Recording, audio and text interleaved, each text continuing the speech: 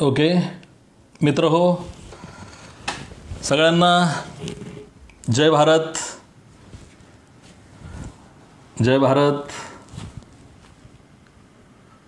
अर्थातच जय लहूजी, जय भीम, जय संविधान.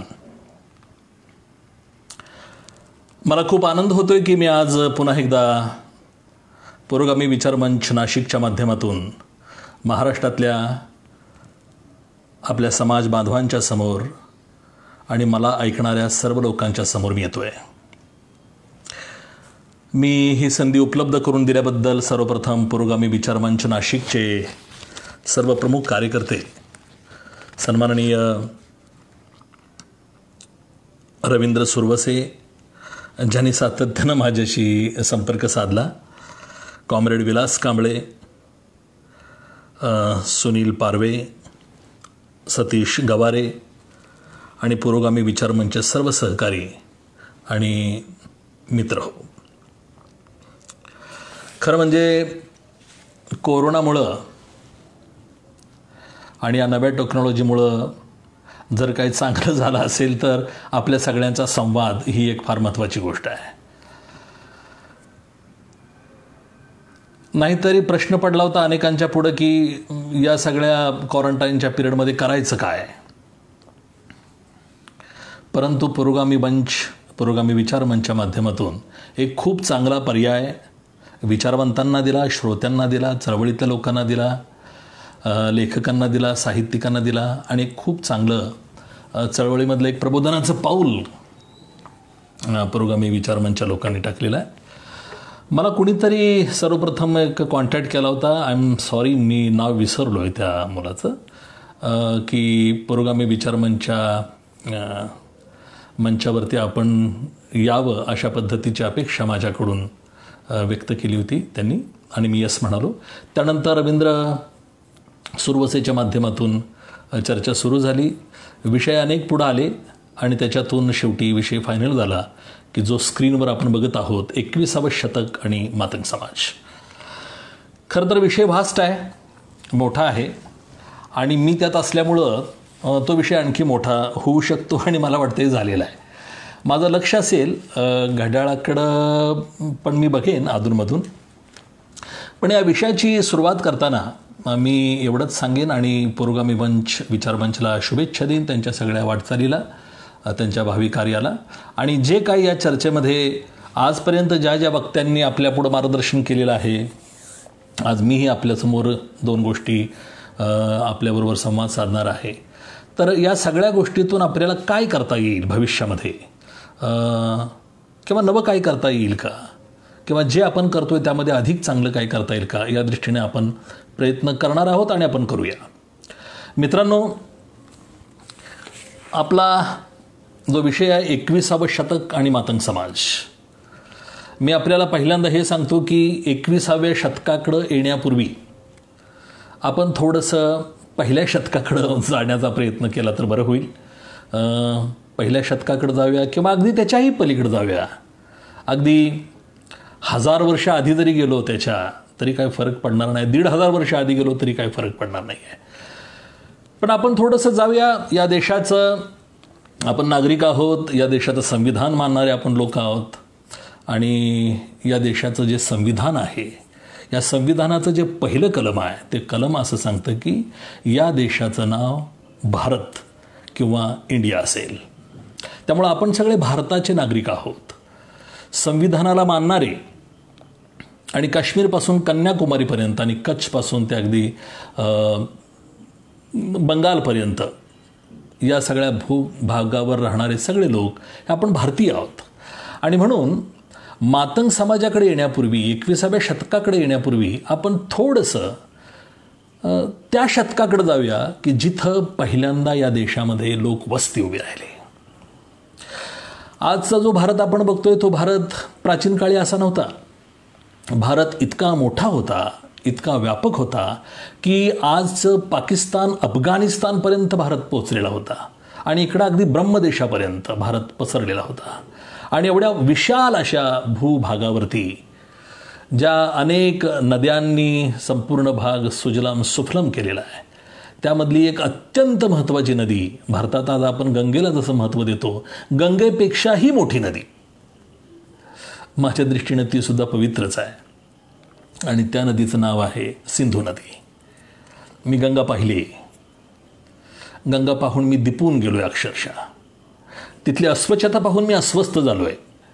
तिथली दुर्गंधी पाहून मी अस्वच्छ झालेलो आहे. आपली गंगा, मी गंगेच्या पात्रातनं फिरलो, पण गंगेचा एक घोट, एक थेंबसुद्धा मी ओठावर माझ्या ठेवला नाही. इतकी, कारण मी जिथं फिरत होतो तिथं आसपास सगळी प्रेतच होती. उंजळीत पाणी घेतलं, पण ते अस्वच्छता बघून मी ते परत माघारी केलं. गंगे, हे तुझा अर्ध तुला घे म्हणून सांगितलं.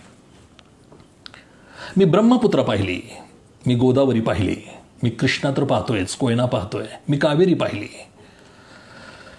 पण माझी इच्छा आहे, मला सिंधू नदी पाहिजे, की जी आज पाकिस्तानमध्ये आहे. आणि माझं हे स्वप्न आहे की मला सिंधूचं खोरं बघायचं आहे. ही जी सिंधू नदी आहे, ही सिंधू नदी भारताच्या इतिहासामधलं एक सुवर्णपान आहे. ते आज जरी पाकिस्तानचं पान झालं असलं तरी मूळ ग्रंथ हा भारताचाच आहे. तर या सिंधूच्या नद्या आणि तिच्या उपनद्या आहेत, 7 सिंधूच्या ज्या 7 उपनद्या आहेत, त्या सगळ्या नद्यांच्यामुळं सगळा परिसर या नदीनं आणि नद्यांच्यामुळं सुजलाम सुफलम झालेला होता. आणि इतकी समृद्धता तिथं होती की त्या 7 सिंधूच्या प्रदेशामध्ये जे लोक राहत होते, त्या लोकांनी इतकी सुंदर वसाहत, इतकं सुंदर मानवी जीवन तिथं निर्माण केलेलं होतं की त्या मानवी जीवनामुळं एक जगाच्या इतिहासामध्ये, जगाच्या ज्या अनेक संस्कृत्या झालेल्या आहेत, त्या अनेक संस्कृत्यामध्ये भारतीय संस्कृतीचा लौकिक त्या लोकांनी फार उंचीवर नेऊन ठेवला होता. त्या काळामधले जे लोक तिथं राहत होते, त्या लोकांनी शहरं बसवली होती. त्याचं नाव मोहेंजोदाडो आहे, हरप्पा आहे. या मोहेंजोदाडोनं मला जायचं आहे, हरप्पा मला बघायचं आहे, माझं फार मोठं स्वप्न आहे ते. आणि सिंधू नदी. तर या मोहेंजोदाडोमधली जी घरं होती ती पक्क्या विटांची होती. पक्क्या विटांची दुमजली घरं होती. सगळे रस्ते चौकोनात असे त्यांनी निर्माण केलेले होते, काटकोनामध्ये. अंडरग्राऊंड ड्रेनेज सिस्टीम होती, स्विमिंग टँक होता, गोदामं होती. सर्व प्रकारची समृद्धता, शिल्पकला, स्थापत्यकला, सर्व क्षेत्रामध्ये सिंधूच्या खोऱ्यातल्या त्या मूळच्या भारतीय लोकांनी मानवी जीवनाला एका उंचीवर नेऊन ठेवलेलं होतं. आणि अशा ह्या समृद्ध, हिरव्यागार अशा सुजलाम सुफलम नगरीमध्ये आर्य नावाच्या टोळ्या खैबर खिंडीतून आल्या. हे आर्य लोक जे होते, हे लोक पशुपालक होते. त्यांच्या पशूंच्या मध्ये गायीचं फार महत्त्व होतं, गायी होत्या त्यांच्याकडं. आणि हे सगळे लोक आले तिकडून. येताना ते फक्त पुरुष आले होते, त्यांच्या स्त्रिया जिथं त्यांची वस्ती होती तिथंच होत्या. हे आर्य लोक यायचे, तिथलं सगळं समाज जीवन बघायचं, स्वतःसाठी काय परिस्थिती आहे, जनावरांच्यासाठी कशी परिस्थिती, पोषक परिस्थिती आहे की नाही. आणि तिथं आल्यानंतर, स्थिर स्थावर झाल्यानंतर हे लोक पुन्हा आपल्या बायका मुलांना घेऊन यायचे. सिंधूच्या खोऱ्यामध्ये जे लोक होते ते शांत वृत्तीचे होते. जिथं समृद्धता असते तिथं शांतता असते, तिथं ऐक्य असतं, तिथं समजदारपणा असतो. आर्य जे होते ते रानटी होते, पशुपालक होते. आणि त्यांनी बघितलं, एक तर बघितल्या ते खुश झाले, कारण जनावरांच्या चाऱ्याचा प्रश्न संपला होता. सप्तसिंधूमुळं हिरवीगार कुर्ण आणि सगळा नदी परिसर बघून जनावरांच्या चाऱ्याचा प्रश्न संपला होता. त्यामुळे ही सगळी लोक त्या बाबतीत खुश झाली. हळूहळू आली. इथल्या लोकांचं त्यांनी जीवन अभ्यासलं आणि ठरवलं की शांत वृत्तीचे लोक आहेत. आणि एवढा सगळा समृद्धता, घर दार, धान्याची कोठारं, हे सगळं आपल्याला हवं आहे. आणि मग सहजासहजी तर मिळणार नाही. आणि मग त्यांनी अटॅक करायला सुरुवात केली, आक्रमण. आणि त्या रानटी अनार्यांनी समृद्ध आणि शांत वृत्तीच्या मूळ भारतीयांच्यावर अटॅक केला आणि त्यांना उद्ध्वस्त केला. या सगळ्या नगरांची राख रांगोळी झाली, सगळं मानवी जीवन उद्ध्वस्त झालं. आणि त्या ठिकाणी आर्यांनी आपलं एक नवजीवन सुरू केलं, एक नवी संस्कृती निर्माण केली आणि ती संस्कृती म्हणजेच आर्य संस्कृती. अर्थातच आधीच्या लोकांना काय म्हणायचा हा मोठा प्रश्न आहे, पण लोक विचारवंत अभ्यासक इतिहासकार त्यांना अनार्य म्हणतात, कुणी द्रविड म्हणतात. मी मात्र भारतीयच मानेन. तर हे आर्य लोक आले, त्यांनी सगळं ते खोरं ताब्यात घेतलं आणि त्यांनी एक नवी संस्कृती जन्माला घातली. हे जे लोक होते आर्य लोक, हे गोरे होते. तुलनेत भारतीय लोक हे काळे सावळे. आर्य लोक गाईला मानणारे होते, अनार्य लोक बैलाला मानणारे होते. आर्य लोकांचे देव शाकाहारी होते, अनार्यांचे मांसाहारी होते. आणि अशा पद्धतीनं हा संस्कृतीमधला फरक होता. या संस्कृतीमधून मोठा संघर्ष निर्माण झाला आणि या सर्व प्रकारच्या संघर्षामध्ये आर्य जिंकत गेले आणि शांत वृत्तीचे अनार्य हरत गेले. मित्रांनो, भारत पहिल्यांदा हरला तो आर्यांच्याकडून आणि तो काळ होता इसवी सन पूर्व 1500. म्हणजे आज 21वे शतक आपण म्हणतो, पण ते शतक आहे म्हणजे ते 1500 आणि हे 2000 धरलं 3500 वर्षापूर्वीचा मी काल सांगतोय. आणि त्याच्यापूर्वीची 1500 वर्षांची समृद्ध संस्कृती ही आपली संस्कृती. भारतीय मी एवढ्यासाठी म्हणतोय, मी हिंदू संस्कृती का म्हणत नाही आहे, कारण हिंदू हे नावच मुळात आपलं नाही आहे, ते इराणी लोकांनी आपल्याला दिलेलं आहे. जसे आर्य भारतात आले तसे अनेक लोक भारतामध्ये आलेत आणि तिकडून येणाऱ्या लोकांचा मार्ग एकच होता आणि तो म्हणजे खैबर खिंड. शक आले, हूण आले, कुशाण आले, अनेक लोक आले. त्यामध्ये इराणी लोक पण आले आणि या इराणी लोकांच्या भाषेमध्ये यसचा उच्चार यच करायची पद्धत आहे.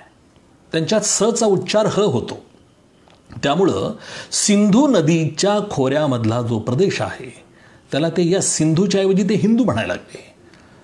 सिंधूच्या खोऱ्याला ते हिंदू खोरे म्हणायला लागले आणि सिंधूच्या परिसराला, सिंधुस्थानाला ते हिंदुस्तान म्हणू लागले.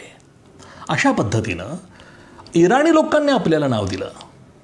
सिंधूचा आपण हिंदू झालो. सिंधू तिकडे गेली आणि हिंदू म्हणून आपण सगळे आता इकडं आलेलो आहोत. तर असो, अशा पद्धतीनं हा आर्य अनार्य संघर्ष सुरू झाला आणि एक नवी जीवन संस्कृती या देशामध्ये रुजायला लागली आणि ती संस्कृती म्हणजे वैदिक संस्कृती. आर्यांची जी संस्कृती आहे ती वैदिक संस्कृती. त्यांना मोक्षाचा नाद होता, मोक्ष पाहिजे. ते ह्या जगाला खोटं म्हणत होते, हे जग मिथ्या आहे आणि जे काय खरं जग आहे ते वर आहे म्हणायचे. वर कुठं त्यांनाच माहिती, त्याला ते स्वर्ग म्हणायचे. आणि या जगात काही नाही, जे काय आहे ते त्या जगात आहे म्हणून तिथं गेलं पाहिजे आणि तिथं जायचं असेल तर तपश्चर्या झाली पाहिजे. त्यामुळं यज्ञ, होम, हवन आणि तपश्चर्या याच्यामध्ये तिथल्या पिढ्या लोकांनी बर्बाद करून टाकल्या. त्याच प्रयासामध्ये ते सगळे लोक राहिले आणि या सगळ्याचा परिणाम असा झाला की त्या लोकांनी इतर टोळ्यांच्यापासून संरक्षण होण्यासाठी आर्यांनी त्यांच्यात पहिल्यांदा 3 वर्ण केले: ब्राह्मण, क्षत्रिय आणि वैश्य. हे ब्राह्मण, क्षत्रिय, वैश्य जे 3 झाले त्याच्यामध्ये हे आर्यच होते सगळे. त्यांनी कामाची विभागणी केली होती. धार्मिक जे कार्य आहे ते ब्राह्मणांनी करायचं, संरक्षणाविषयीचं जे कार्य आहे ते क्षत्रियांनी करायचं, वैश्यांनी शेती, व्यापार या सगळ्या गोष्टी त्यांनी बघायच्या. आणि अर्थातच इथले जे लोक होते ते शूद्र म्हणून त्यांनी 4थ्या वर्णात सामील करून घेतले. ही लढाई अशीच चालू होती, शेकडो हजारो वर्ष चालू होती. पण जी वर्णव्यवस्था ज्याला म्हणतोय आपण, या वर्णव्यवस्थेनं संपूर्ण समाज जीवन अक्षरशः विचित्र अशा अवस्थेला नेऊन ठेवलं त्या लोकांनी. या मोक्षाच्या हव्यासासाठी या देशातले लोक, हे मूळ भारतीय, हे गुलाम झाले, अस्पृश्य झाले आणि आर्य हे सर्वश्रेष्ठ म्हणून स्वतःला मिरवू लागले. आणि या सगळ्याचा परिणाम असा झाला की या संघर्षातूनच त्यांच्यातही पुन्हा एक संघर्ष निर्माण व्हायला लागला. ही परंपरा फार मोठी आहे मित्रांनो. वर्णाच्या माध्यमातून यज्ञामध्ये जे हत्या होत असे, जनावरांना जे पशुबळी दिलं जात असायचं, सगळेच असायचे. गाई असायची, बैल असायची, घोडे असायचे, शेळ्या, बोकडं वगैरे तर आहेतच, तो काही विषय नाही. सर्व प्राण्यांना बळी दिले जायचं. अगदी वाघ, सिंहांना सुद्धा बळी द्यायची त्या सुरुवातीच्या काळात ही प्रथा असायची. आणि या सगळ्या परंपरेतून राजाला, या पुरोहितांनी एवढं बेजार केलं, आर्थिकदृष्ट्या एवढं कंगाल केलं क्षत्रियांना, की संपूर्ण समाज जीवन पुन्हा ढवळून निघालं.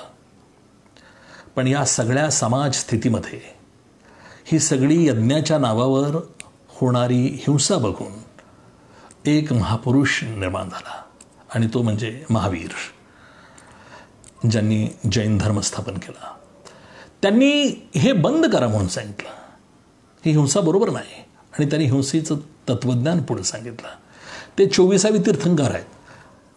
आणि मी जे सांगतोय ते जैनांचं, महावीर जैन आहे ते इसवी सन पूर्व 8व्या शतकामधली गोष्ट आहे. म्हणजे महावीरानं पहिल्यांदा हिंसेचा विरोध केला, आणि जे तत्त्वज्ञान सांगितलं त्यातून जैन तत्त्वज्ञान उदयास आलं. परंतु काय फरक पडला नाही. अनुयायी मिळाले महावीरांना, परंतु ही लढाई चालूच होती. पुन्हा आणखी जैसे ते झालं. त्यानंतर दुसरा महापुरुष आला, सिद्धार्थ गौतम बुद्ध. त्यांनीही या हिंसेचा विरोध केला. त्यांनीही सत्य अहिंसेचा मार्ग सांगितला. त्यातून एक नवं तत्त्वज्ञान निर्माण झालं, बुद्ध तत्त्वज्ञान. बौद्ध धर्म आज जगभर जो अनेक ठिकाणी गेलेला आहे त्याचं मूळ या बौद्ध तत्त्वज्ञानामध्ये आहे. गौतम बुद्धाच्या माध्यमातून त्यांनी देश आणि देशातले अनेक क्षत्रिय या पुरोहितांना वैतागून बुद्धाचे अनुयायी झाले. इसवी सन 5व्या-4थ्या शतकातली ही गोष्ट आहे. परंतु त्यातूनही काही फारसा फरक पडला नाही. मी आपल्याला आठवण करून देईन की चंद्रगुप्त मौर्य हा 2300 वर्षापूर्वी निर्माण झालेला या देशातला खरं तर पहिला सम्राट. तो जातीनं कोण होता ह्याच्याबद्दल वाद चालू आहे. धनगर म्हणताय तो आमचा होता, आणखी कोण म्हणताय आमचा होता, कोण म्हणतोय मौर्य म्हणजे मांग वगैरे काय म्हणतात मांगाचा होता, कोणाचा होता माहीत नाही. त्यावेळेला जात होती का नाही हाही मोठा प्रश्न आहे. परंतु चंद्रगुप्त मौर्य हा सम्राट इतका मोठा होता की अलेक्झांडर द ग्रेट जेव्हा इथं आला जग जिंकायचं स्वप्न घेऊन, परंतु चंद्रगुप्ताची ताकद आणि सामर्थ्य बघून तो त्याच्याबरोबर लढलासुद्धा नाही. तो तिथूनच मागे गेला. तर चंद्रगुप्त मौर्य त्याच्याच वंशामध्ये सम्राट अशोक निर्माण झाला. त्यानं ही बौद्ध तत्त्वज्ञान भारतभर आणि भारताच्या बाहेर नेलं. आणि चंद्रगुप्त मौर्यांच्या काळामधला शेवटचा सम्राट म्हणजे बृहद्रथ. तर या बृहद्रथ जो आहे त्याला मात्र ब्राह्मणी व्यवस्थेनं पहिल्यांदा हलवलं. पुष्यमित्र शुंग नावाच्या एका ब्राह्मण जनरलनं बृहद्रथाचा मर्डर केला. या देशाच्या इतिहासामध्ये अधिकृतपणानं पहिली राजकीय हत्या जर कोणी केली असेल तर पुष्यमित्र शुंग यांनी केलेली आहे. आणि त्यांनी हत्या केल्यानंतर पुष्यमित्र शुंगानं आपल्या हातात सगळी सत्ता घेतली. आणि त्या पुष्यमित्र शुंगानं जो कारभार केला तो संपूर्ण म्हणजे पुष्यमित्रापासून या देशाची माती व्हायला सुरुवात झाली असं म्हणलं तरी काय हरकत नाही आहे. या पुष्यमित्र शुंगानं ब्राह्मणी सत्ता आणली या देशामध्ये. चंद्रगुप्त मौर्य, त्याचा गुरु चाणक्य, या चाणक्याचं त्याला कौटिल्य असे म्हणतात. त्यानं अर्थशास्त्र नावाचा एक ग्रंथ लिहिला होता. अर्थशास्त्र ग्रंथ हा जरी नाव अर्थशास्त्र असलं तर ॲक्च्युली दॅट वॉज पॉलिटिकल, एक राजकीय ग्रंथ आहे तो. आणि म्हणून अर्थशास्त्रच त्यानं बाजूला ठेवलं, ते राज्यशास्त्र बाजूला ठेवलं आणि धर्मशास्त्र म्हणून त्यानं पुढं आणलं.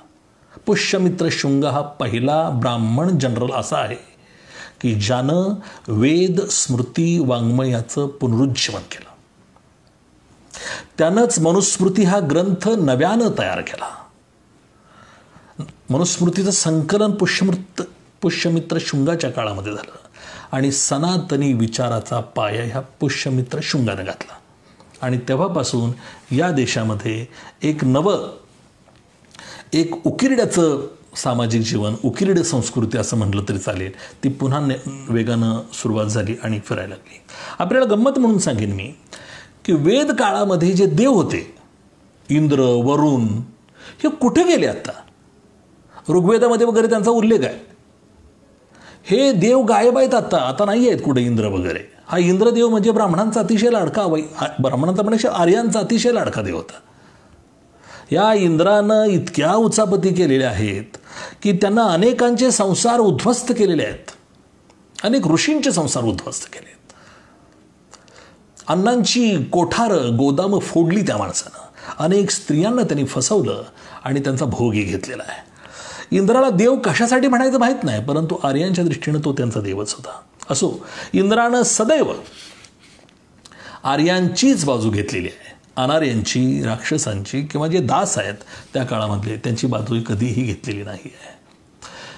प्राचीन काळामधलं समाज जीवन थोडंसं मी सांगण्याचा प्रयत्न आपल्याला केला. स्त्रियांच्या बाबतीतली प्राचीन काळातली अवस्था काही लोक सांगतात की वैदिक काळात फार चांगलं होतं, स्त्रियांना शिक्षणाचा अधिकार वगैरे होता. अरे कुणाला होता अधिकार? कुठल्या स्त्रियांना होता? या ऋषींच्याच काही मुली नाहीतर बायका शिकत होत्या, दुसरं कोण शिकत होतं? शतपथ ब्राह्मणामध्ये तर स्त्री असं एक म्हणते की आई वडील जो मला सुचवेल त्याच्याबरोबरच मी संसार करेन आणि त्याच्याबरोबर माझं आयुष्य मी काढणार. काही लोक म्हणतात की स्वयंवर पद्धत होती, स्त्रियांना त्या काळामध्ये स्वतःचा पती निवडण्याचा अधिकार होता. कुणाला होता? फक्त क्षत्रिय स्त्रियांना, त्यांच्या घरातल्या मुलींना. आणि तेही आपल्याला माहीत आहे. महाभारतामध्ये तर द्रौपदीचं उदाहरण मी सांगेन की द्रौपदीच्या स्वयंवरामध्ये एक खाली पाण्यात बघून माशाचा डोळा टिपायचा असतोय, त्यावेळेला जेव्हा कर्ण उभा राहिला त्यावेळेला द्रौपदी म्हटली की तू नाही करू शकत, तू या स्वयंवरामध्ये सहभागी होऊ शकत नाही, कारण तू सूतपुत्र आहेस, तू आमच्या बरोबरीचा नाही आहेस. सूतपुत्र म्हणून कर्णाला तिनं रोखलं, परंतु अज्ञातवासात असणारे पांडव तिथं आले होते. ते ब्राह्मणाच्या किंवा पुरोहिताच्या वेशात आले होते. त्यामध्ये अर्जुन उठला आणि त्यानं मात्र त्या माशाचा डोळा टिपला. त्यावेळेला मात्र द्रौपदी काही बोलली नाही. म्हणजे त्या काळामधलं समाज जीवन हे भेदनीतीवरती, विषमतावादी व्यवस्थेवरती आधारित होतं. अशी काही निवडक उदाहरणं आहेत की जी इतिहासाचे, समाजशास्त्राच्या अभ्यासकांसाठी महत्त्वाचं ठरू शकतं. वैदिक कालखंडामधले लोक अतिशय सुख होतं सर्वत्र असं लिहितात. सर्वत्र सुख होतं, सगळीकडे आनंदी आनंद होता. पण मला एक सांगा, त्या काळातले राजवाडे ज्यांनी बांधले ते लोक कसे होते? ज्यांनी गोदामं बांधली, स्विमिंग टँक बांधले, रस्ते बांधले, अंडरग्राऊंड ड्रेनेज सिस्टीम ज्यांनी उभा केली, ते लोक कुठे होते, कसे होते? त्यांचं जीवनाचा काहीच उल्लेख कुठं दिसत नाही आहे. त्यांच्या सुखाची चर्चा मात्र कुठंच होत नाही आहे. आणि म्हणून वैदिक कालखंडामध्ये जे समाज मुठभर लोकांच्याच सुखाचा विचार करणारं होतं आणि या देशामध्ये नेहमीच असंच होत आलेलं आहे. त्या काळातल्या लोकांचं जेवण काय होतं त्याच्याबद्दल इतिहासकारांनी लिहिलं आहे. काय होतं जेवण? रोटी, भात, दूध, तूप, दही, खीर. आता हे रोटी, दूध, दही, तूप कुणाला मिळत असणार आहे? हे काय गोदाम आणि राजवाडे बांधणाऱ्या कामगारांना मिळत असणार आहे? शेतामध्ये राबणाऱ्या लोकांना मिळत असणार आहे? त्यांचं खाद्य असणार आहे हे? पेय म्हणून सोमरसाला फार महत्त्व होतं. देवाला पण सोमरस आवडत होता आणि भक्ताला पण सोमरस आवडत होता. सोमरसावर टीका झालेली आहे, पण यज्ञातलं त्याचं महत्त्व मात्र सर्वच वेदामध्ये, वाङ्मयामध्ये उल्लेख केलेला आहे. असं लोक म्हणतात की धर्म आणि अध्यात्म हा वैदिक संस्कृतीचा पाया आहे, परंतु धर्म अध्यात्माबरोबरच विषमता, भेद हा सुद्धा तिथल्या समाज जीवनामधला एक महत्त्वाचा भाग होता. हेही नाकारता येणार नाही. मित्र हो, मी चंद्रगुप्ताबद्दल आपल्याला बोलत होतो. तर या चंद्रगुप्ताची सत्ता नष्ट केल्यानंतर इथं पुष्यमित्र शुंगद्वाला त्यानं या देशामध्ये सनातनी विचार निर्माण केला आणि महावीरापासून एक नवा विचार, पुरोगामी विचार, मानवतेचा विचार जो काही मांडला जात होता, महावीर, चार्वाक असतील, अनेक नावं घेता येतील, बुद्ध आहेत, हा विचार मात्र सातत्यानं मागं पडत गेला. म्हणजे बुद्ध महावीराचा विचार आणि सनातनी विचार याच्यामधला जो संघर्ष आहे तो संघर्ष हजारो वर्षांचा आहे. आजही तो संघर्ष चालू आहे. बुद्धानंतर बसवेश्वरांचं नाव घेता येईल, त्यांना विसरता येणार नाही आहे. छत्रपती शिवाजी महाराजांचं नाव घेता येईल.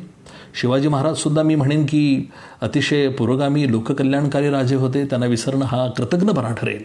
त्यांनीसुद्धा या देशातली अन्यायी, विषमतावादी धर्मव्यवस्था, समाजवादी व्यवस्था नाकारण्याचा प्रयत्न केलेला आहे. म्हणजे विषमतावादी आणि अन्यायकारक अशी व्यवस्था नाकारण्याचा प्रयत्न केलेला, त्यांना खूप छळलेला आहे.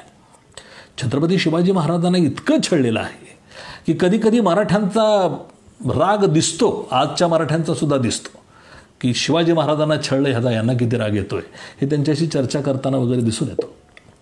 छत्रपती शिवाजी महाराजांच्या नंतर महात्मा ज्योतिबा फुलेंचं नाव घ्यावं लागेल. लहुजी वस्ताद आहेत, मुक्ता साळवे आहेत, यांचे समकालीन त्यावेळेला चिपळूणकर वगैरे होते. छत्रपती शिवाजी महाराजांच्या नंतर पेशवाई आली, आपल्या सगळ्यांना माहीत आहे. आपण थोडंसं जवळजवळ येत चाललो 21व्या शतकाकडं. पेशवाईच्या काळामध्ये जे समाज जीवन होतं ते अतिशय भयंकर होतं. एकतर पुष्यमित्र शुंगानं जी सत्ता हातात घेतली, त्यानंतर वर्णव्यवस्थेतून जातीव्यवस्था मोठ्या प्रमाणावर निर्माण झाली, जाती आणि अस्पृश्यताही त्यातून निर्माण झाली. अस्पृश्यतेबद्दलचा माझा स्वतःचा एक सिद्धांत आहे, पण तो सिद्धांत मी तर मांडत नाही. मी यापूर्वी त्याच्यावरती लिहिलेलंही आहे आणि बोललेलो आहे. तर छत्रपती शिवाजी महाराजांच्या नंतर त्यांनी ज्यांना नोकर ठेवलं त्या नोकरांनी सत्ता स्थापन केली आणि एक नवराज्य निर्माण केलं. पेशवाई म्हणून ते इतिहासामध्ये नोंद आहे. या पेशवाईमध्ये दलितांची अवस्था काय होती आपण वाचून आहोत. आपल्याला ते दुःख अनुभवता आलेलं नाही, परंतु त्यांच्या गळ्यात मडकं होतं आणि पाठीच्या मागं खराटा होता.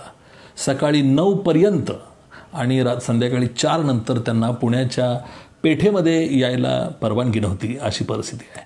दक्षिण भारतात तर ब्राह्मण दिसला की दलितांनी शूद्रांनी खालीच बसायचं आणि तो गेल्यानंतर उभं राहायचं, अशी प्रथा होती.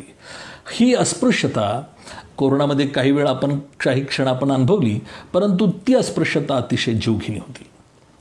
धर्माचे नियम जो मोडेल, धर्माचे नियम जो पाळणार नाही, त्यांना शिक्षा भयंकर असायची. त्या काळामध्ये धोतर कसं नेसायचं, टिळा कसा लावायचा, हे सुद्धा ठरलेलं होतं. आपल्याला माहीत असेल की सावित्रीबाई फुलेंचं जे कुंकू आहे ते आडवं दिसतंय. जिजाऊची चंद्रकोर दिसते, पण मला वाटतं ती आडवंच असणार आहे, नंतर कुणीतरी ती चंद्रकोर केली असेल. तर हे कुंकू आडवं कुणी लिहायचं, उभं कुणी लिहायचं, टिकली कुणी लावायची, हे सगळं ठरलेलं आहे. मंदिरामध्ये कुणी कुठं उभं राहायचं, कुठं बसायचं, हे सगळं ठरलेलं आहे. ह्या सगळ्या गोष्टी ठरलेल्या आहेत. आणि म्हणून मित्रांनो, या सगळ्या भेदनीतीला आव्हान देण्याचं काम त्या काळात काही लोक करत असायचे. काय होते बघू, आज कसं कोरोनामध्ये काय होते बघूया, काय कोरोना हे करतोय का म्हणून काही लोक जशी घुसतात, बाजारात फिरतात, त्याच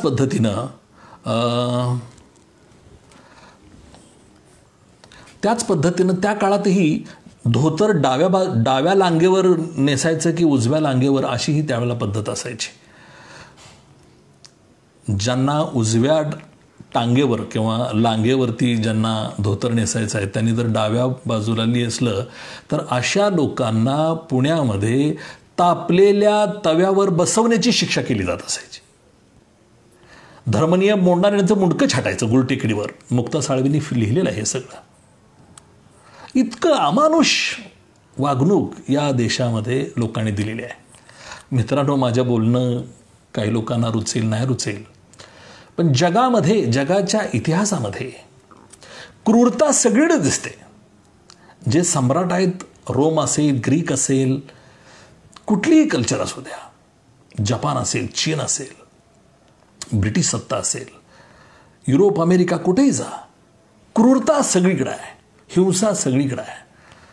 पण क्रूरतेचा आणि हिंसेचा कळस जर कुठं झाला असेल तर तो भारतामध्ये झालेला आहे. हिंदू उच्चवर्णीयांनी इतका प्रचंड हिंसाचार आणि अत्याचार आणि अन्याय या देशातल्या लोकांच्यावर केला आहे की ते कथन करायचं म्हटलं तरीसुद्धा एक स्वतंत्र व्याख्यान द्यावं लागेल. असो, तर ही सगळी अशी परंपरा आहे. पेशवाईचं राज्य बघितलं आणि मग त्याच्या विरुद्ध महात्मा ज्योतिबा फुलेंसारख्या महामानवानं पंड सुरू केलं. लहुजी वस्तादांच्या माध्यमातून एक नवी चळवळीला ताकद देण्याचं काम निर्माण झालं.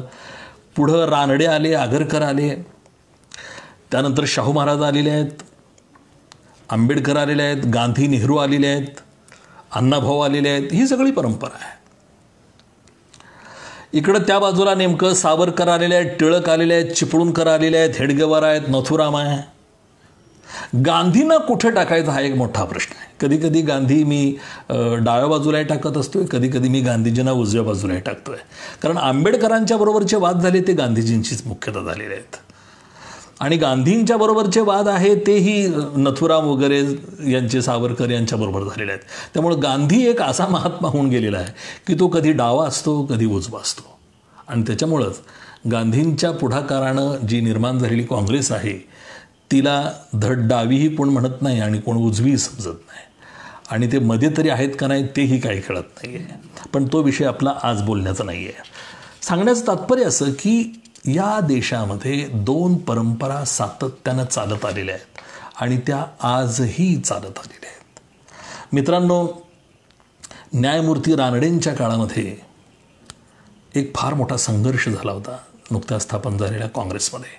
न्यायमूर्ती रानडे हे मवाळ पक्षाचे नेते आणि लोकमान्य टिळक हे जहाल पक्षाचे नेते.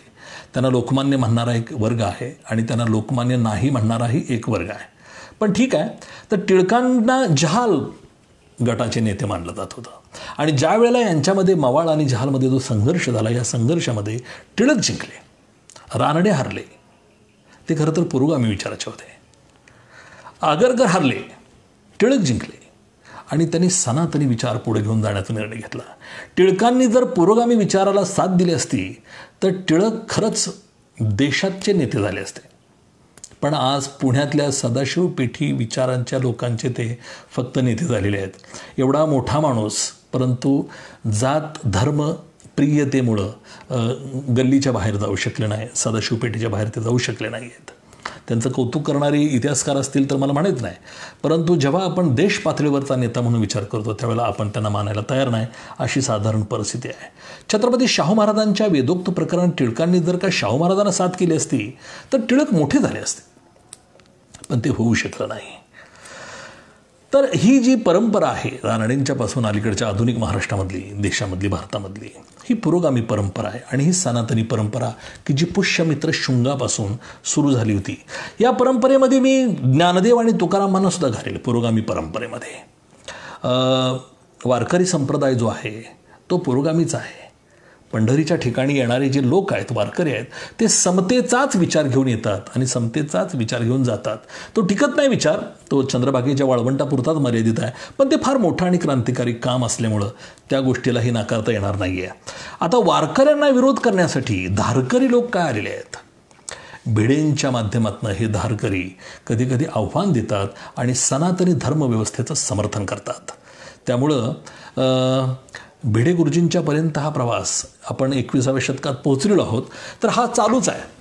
बाबासाहेबांच्या माध्यमातून जी लढाई त्यांनी लढलेली आहे, अण्णाभाऊंच्या माध्यमातून त्यांनी जी लढाई लढलेली आहे, ही पुरोगामी विचाराची लढाई आहे आणि त्याला विरोध करणारी सनातनवादी विचाराची एक फळीच्या फळी आणि एक संपूर्ण एक बाजू अखंडपणे यांच्यामध्ये संघर्ष प्राचीन काळापासून सुरू आहे, आपण बघतोय. आज 21व्या शतकात आपण आलेलो आहोत आणि आजही फारशी परिस्थिती बदललेली नाही, एवढंच माझं म्हणणं आहे. आज पेशवाई आहे कोण म्हणत नाही आहे, पण पेशवाई नाही म्हणणं हे सुद्धा धाडसाचं ठरेल अशी परिस्थिती आहे. मी आपल्याला सांगेन मित्रांनो की पुरोगामी आपल्या योगायोगानं या ज्या मंचनं हा सगळा लाईव्ह कार्यक्रम सुरू केलेला आहे, यामध्ये पुरोगामी हा शब्द आहे. पुरोगामी कोणाला म्हणायचं हे आता पुरोगामी विचारमंच लोक म्हणतील, आता तुम्ही आम्हाला शिकवायला लागलाय काय? मी तुम्हाला नाही म्हणत, ज्यांना माहीत नाही त्यांच्याच सांगेन. जो पुरोगामी आहे ना, हा शब्द फार महत्त्वाचा आहे. जो पुरोगामी आहे तो प्रगतिवादी आहे, तो प्रयत्नवादी असतो, जो सुधारणावादी असतो, जो समतावादी असतो, जो बुद्धिप्रामाण्यवादी असतो, जो धर्मनिरपेक्ष असतो, जो स्वातंत्र्यवादी असतो, जो आधुनिक असतो, जो लोकशाहीवादी असतो, तो पुरोगामी असतो. आधुनिक हा शब्द फार मोठा आहे. मी समाजशास्त्राचा विद्यार्थी आहे. मित्रांनो, आधुनिकता जी आहे ही आधुनिकता मनापासून असते, मनातून असते. आपले कपडे आधुनिक घातले की आपण आधुनिक होत नाही. मी अनेक मंदिराकडे वगैरे जातो, जीनची पॅन्ट घालणारी मुलगी, टी शर्ट घालणारी मुलगी, बॉयकट केलेली मुलगी, हातामध्ये चोळीचा नारळाचा खण घेऊन रांगेत उभी असते. ती मुलगी आधुनिक नाही आहे. तिचा पोशाख आधुनिक आहे, पण मेंदू तिचा पुष्यमित्र शुंगाच्याच काळातला आहे, पेशवाईच्या काळातला आहे. आणि म्हणून आधुनिक असणं हा वेगळा भाग आहे. बुद्धिप्रामाण्यवादी असतो तो पुरोगामी असतो आणि आपल्या या मंचाला पुरोगामी विचार असं नाव दिलेलं आहे. त्यामुळे आपली जबाबदारी फार मोठी आहे मित्रांनो, आपण ती पाळली पाहिजे. या पुरोगामीच्या विरोधात जो प्रतिगामी आहे तो दैववादी आहे, तो मनोवादी आहे, तो धर्मवादी आहे, शब्दप्रामाण्यवादी आहे, अंधश्रद्धाळू आहे, तो समता विरोधी आहे, स्वातंत्र्य विरोधी आहे, विज्ञान विरोधी आहे. आणि म्हणून मातंग समाजानं हे ठरवलं पाहिजे की आपण कुठल्या बाजूला उभं राहायला पाहिजे. 21व्या शतकामधलं मातंग समाजापुढचं हे फार मोठं आव्हान आहे की आपण कुठल्या बाजूला उभं राहायचं. तुम्ही कुठल्या बाजूला उभे आहात यावरून तुमचं भविष्य ठरणार आहे. आणि म्हणून मित्रांनो, प्रतिगामी आणि पुरोगामी या दोन विचारांच्या लढाईमध्ये मातंग समाज फारसा कुठं दिसत नाहीये. समाज म्हणून लहुजी दिसतात, मुक्ता दिसते, अण्णाभाऊ दिसतात, कदाचित आमचे रवींद्र सुरवसी असतील ते दिसतात, आणखी आपले जे कॉम्रेड आहेत, आमचे मित्र या पुरोगामी मंचाचे प्रमुख म्हणून काम करतात, कॉम्रेड विलास कांबळे आहे, सुनील असेल, सतीश असेल, आपण दिसतो. समाज म्हणून आपण कुठल्या बाजूला आहे हा निर्णय अजून झालेला नाही आहे. आणि हाच आपल्या समाजाचा एक महत्त्वाचा प्रॉब्लेम आहे. मी त्याच्याकडे येणार आहे, परंतु हा आपला अतिशय महत्त्वाचा प्रॉब्लेम आहे. मित्रांनो, जो पुरोगामी असतो तो परिवर्तनवादी असतो. परिवर्तन ही फार मोठी संकल्पना आहे. समाजशास्त्रामध्ये त्याच्यावरती ग्रंथ आहेत, मी त्याच्यावर फार चर्चा करणार नाही. पण मी एवढंच सांगेन की परिवर्तन ही एक अटळ अशी प्रक्रिया आहे. सगळं बदलत आहे आणि बदललं पाहिजे. माणूस सुद्धा बदलतोय म्हणून तर आज आपण मोबाईल आणि कम्प्युटरच्या पुढे आहे ना. गुहेत राहणारा मनुष्य आज गगनचुंबी इमारतीमध्ये राहतोय. शिकार करणारा मनुष्य आज ATM मधनं पैसे घेतोय आणि पाहिजे ते अन्न घेऊन खातोय. पूर्वी शिकार कच्चं मांस खाणारे लोक होते, आता तुपात तळलेले पदार्थ आजचा माणूस खातोय. हा बदल आहे, इट्स अ चेंज. आणि हा अटळ आहे, ही प्रक्रिया आहे, फार दीर्घकाळापासून चालत आलेली आहे. आपण सुद्धा बदलायला लागलोय, नाही असं नाही. पण खाणं पिणं आणि कपडे बदलणं म्हणजे बदल नाही. आमच्या समाजशास्त्रामध्ये असं म्हणतात की ए change in social structure is the change. संरचनेमध्ये, स्ट्रक्चरमध्ये जोपर्यंत बदल होत नाही तोपर्यंत त्याला आम्ही परिवर्तन म्हणत नाही आहे. आणि या देशाचं हे दुर्दैव आहे की इथं स्ट्रक्चर तसंच आहे.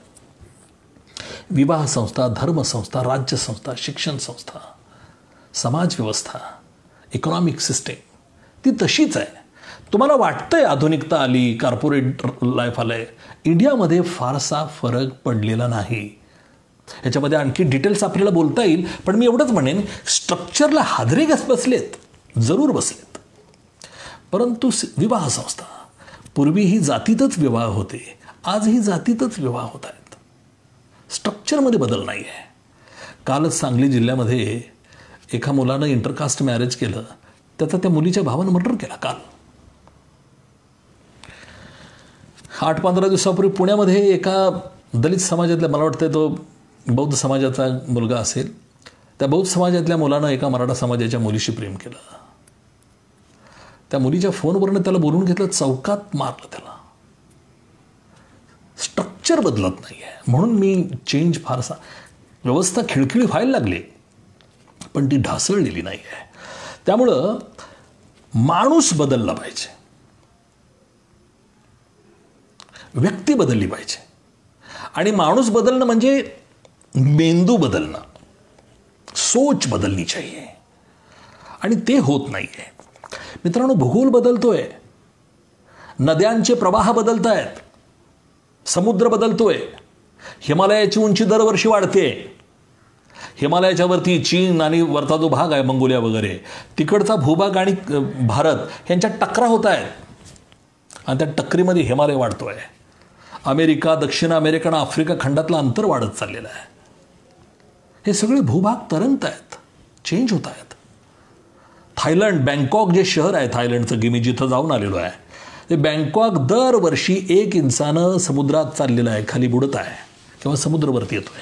असो, सगळं बदलतंय आणि आपण बदललं पाहिजे हा आग्रह ज्योतिबांनी घेतला. बुद्धापासून हा आग्रह, अरे तुम्ही बदला.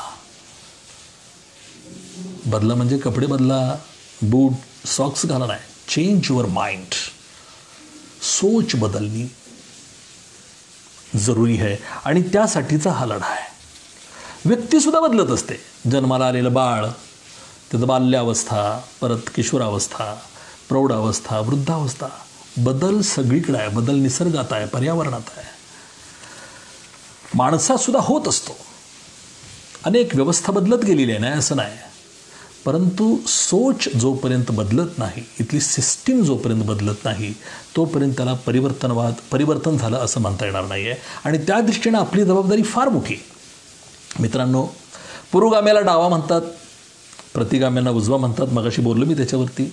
प्रतिगामी आहे जो तो मूल तत्ववादी असतो, फॅसिस्टवादी असतो, परंपरावादी असतो, रूढीवादी असतो.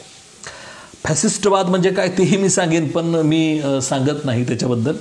पण BJP जो आहे तो परंपरावादी पक्ष आहे, प्रतिगामी विचाराचा पक्ष आहे असं म्हटलं जातं. आणि पुरोगामी विचाराचा पक्ष म्हणून CPI किंवा CPMला मानलं जातं. आज तशीच परिस्थिती आहे असं नाही. आज BJPमध्ये वेगवेगळ्या विचाराचे लोक आलेले आहेत. CPIचं काय चाललं आहे, CPMचं काय चाललं आहे हे जर बघितलं तर आपल्या लक्षात येईल की CPIचं CPMचं नेतृत्व कुठल्या जातीकडे आहे, कुठल्या विचारधारेच्या लोकांच्याकडे आहे. हा सगळा विषय आहेच. परंतु आपण असं डावं आणि उजवं करण्याचा प्रयत्न करत असतो. पण एक गोष्ट खरी आहे की महाराष्ट्र पुरोगामी आहे की नाही. आज पुरोगामी विचार मंचा या व्याख्यानमालेत मी पहिल्यांदा एक विधान करतो की महाराष्ट्र पुरोगामी नाही. तो कालही नव्हता, तो आजही नाही. आणि ज्या पद्धतीनं सध्या महाराष्ट्रातलं समाजकारण, अर्थकारण, राजकारण चालू आहे, त्यावरून मला नाही वाटत की लवकर भविष्यामध्ये तो पुरोगामी होईल. तो थोडाफार आर्थिकदृष्ट्या सुधारलेला आहे वगैरे वगैरे इतर भारतीयांच्या तुलनेमध्ये. पण पुरोगामी अशा अर्थानं जर म्हणाल तर महाराष्ट्र पुरोगामी नाही. फुले, आंबेडकर, अण्णाभाऊ, शाहू महाराजांच्या विचारानं चालणारा हा महाराष्ट्र नाही. आता कुणीही त्या दृष्टीनं, सरकार म्हणून, सिस्टीम म्हणून, समाज म्हणून कुणी त्या दिशेनं जात नाही आहे. आज महाराष्ट्रामध्ये ढोंगी पुरोगामी फार वाढलेले आहेत. आणि म्हणून या पुरोगामी जे लोक आहेत बाहेर, त्यांचं ढोंग ओपन करणं हे खरं तर पुरोगामी विचार मंचचं काम आहे. आणि ते त्यांनी करायला पाहिजे अशी मी त्यांच्याकडनं छोटीशी अपेक्षा करतो. मित्रांनो, मला सांगा, ज्या राज्यामध्ये स्त्री भ्रूण हत्या होतात, ज्या राज्यामध्ये बालहत्या होतात, ज्या राज्यामध्ये स्त्रियांचा प्रचंड छळ होतोय, बलात्कार होत आहेत, नरबळी होत आहेत, मॉब लिंचिंग होते, दलितावर अत्याचार होत आहेत, काही राज्य पुरोगामी म्हणता येईल?